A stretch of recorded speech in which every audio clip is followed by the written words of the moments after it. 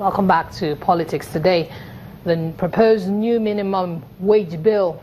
Today is Workers' Day. Mr. Shitu, from what happened in Abuja with some members of the union, some workers taking over the stage and preventing the Minister of Labour from speaking, it looks as if the workers are getting more democratic. Maybe the voices that have been stifled are beginning to I do not think, with due respect to the Honourable Minister, Senator Chris Ngige, for whom I have a lot of respect, I don't think he got a right signal from that protest.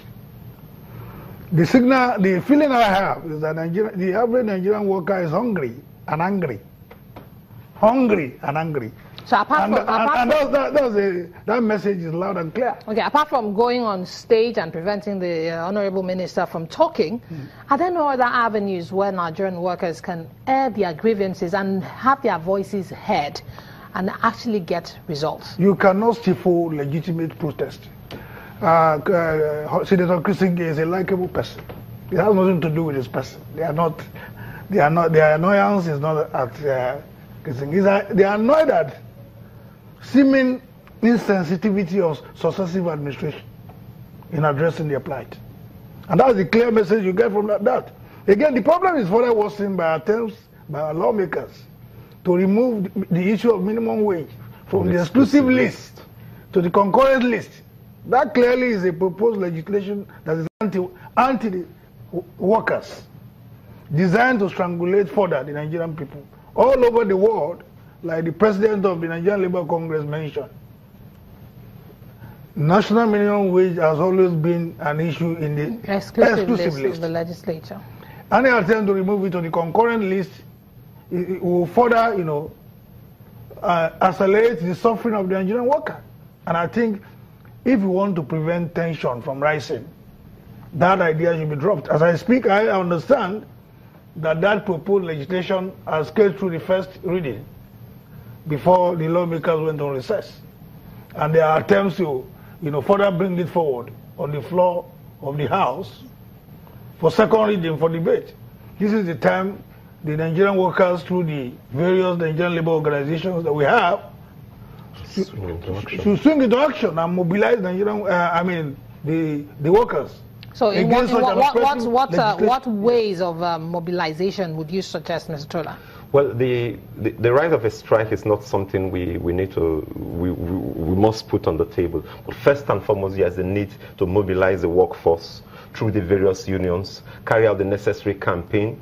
The validity of a campaign for a new minimum wage is not something that can be excused, swept under the carpet or excused at this moment in time. And with that kind of conviction, with the force of the mass of the working people all over the country, the ruling elites will practically be left with no other option than to heed to the voice of reason of the people. Okay, let me ask you. You heard what the Honourable Minister said. The federal government setting up a committee. Of course, the Labour is part of that committee. They're going to present their findings and reports to the National Assembly, and then the National Assembly will eventually return to the executive with their own recommendations, and eventually that seems to be a very long process. Exactly. Process. What other ways would you suggest to fast track the implementation or the passage, the enactment of the new minimum wage? Extremely very important. The labor leaders, the labor unions have already put forward a figure. You will expect government to say, we can't pay, we won't pay. Then the process of negotiation will commence. Now, I listened keenly to the minister, and he said that what they have just done is to set up the framework, and that this framework will now be presented, to the federal government, and subsequently they will now announce the individuals that will compose the panel. So it means that all of this process is something that will still go through the whole of this period of the year, and which was why I began by saying that this is a conscious criminal act on the part of the state to continue to extort the mass of the working people. Because if you are not paying what should be living, what should be enough to cater for the mass of the working people, then you are indirectly, consciously extorting from them. We must not forget that the question of a minimum wage is extremely important, bearing in mind a lot of other factors that are in themselves controlled by the state. I've mentioned the question of devaluation of the currency. There's a question of inflation, which currently is on a double digit of 17%. And all of this has an enormous impact. There is electricity, which is key, to the ordinary people.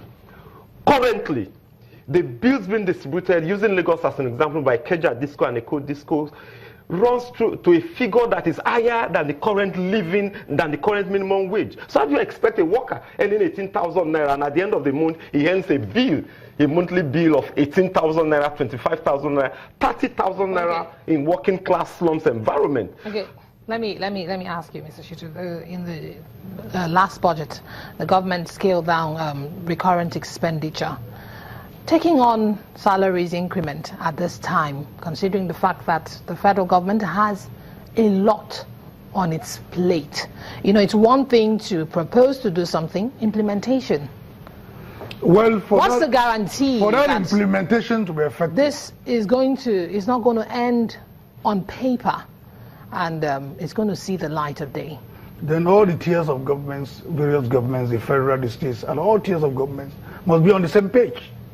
I think we must be fair to this, the federal government. Twice the federal government has released bailout funds. This shows the sensitivity of the administration to the plight of the Nigerian workers. What has happened to those bailout funds?